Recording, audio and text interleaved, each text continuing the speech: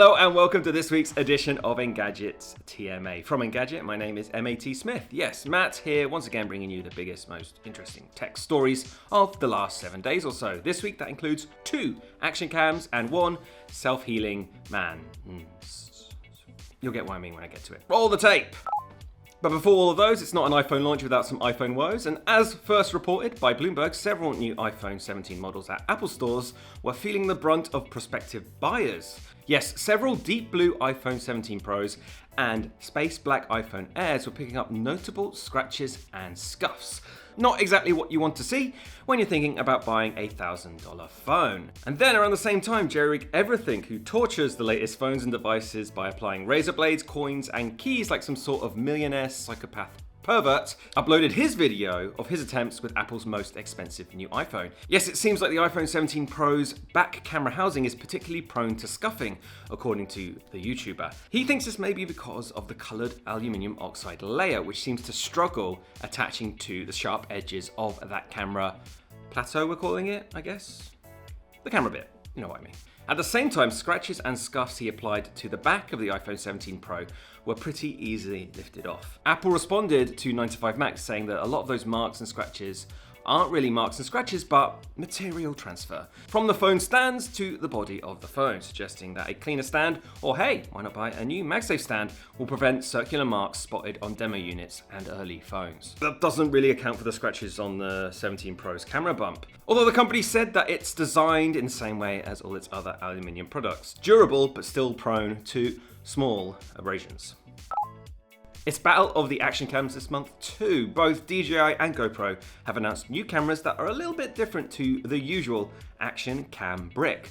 First up, DJI, which has announced its Osmo Nano, which is a teeny-weeny modular camera which attaches to a display dock for traditional viewfinding and general menu prodding. The camera can be removed and then attached to magnetic lanyards and even baseball cap clips, which is pretty cool. Now, we've seen a very similar product or two from Insta360, but DJI's first attempt features log and 10-bit video, as well as compatibility with other DJ products like its subtle wireless mic. It's not perfect, so make sure to check out the full review over at Engadget.com.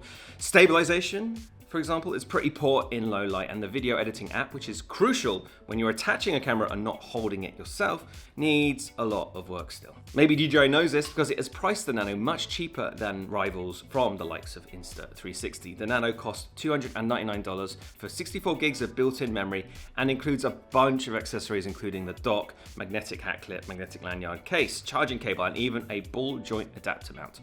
By comparison, the Insta360 Go Ultra is priced at $450, and that still needs a microSD. Insta360 has another rival here too. GoPro has announced its second generation, oh, there we go, 360 camera called the Max 2. Almost 6 years on, the company has focused on image quality and effective editing tools for this $500 camera, and that's a price that dips under rival 360 cameras from both Insta360 and DJI.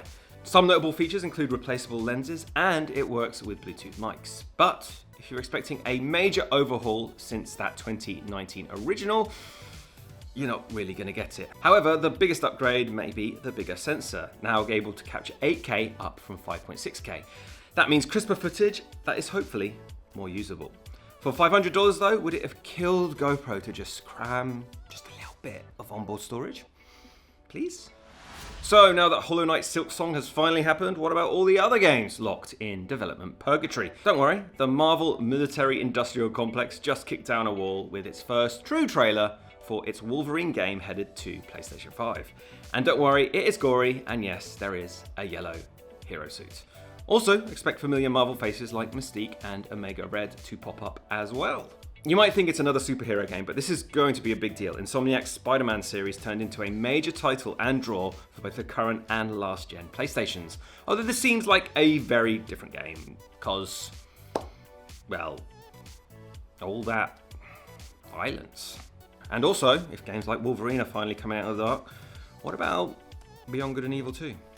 And that was This Week in Tech. Thanks once again for liking, subscribing, and doing everything that benefits me personally and for my career. We'll be back same time next week with even more tech news. So until then, have a great weekend, and I hope to see you next time.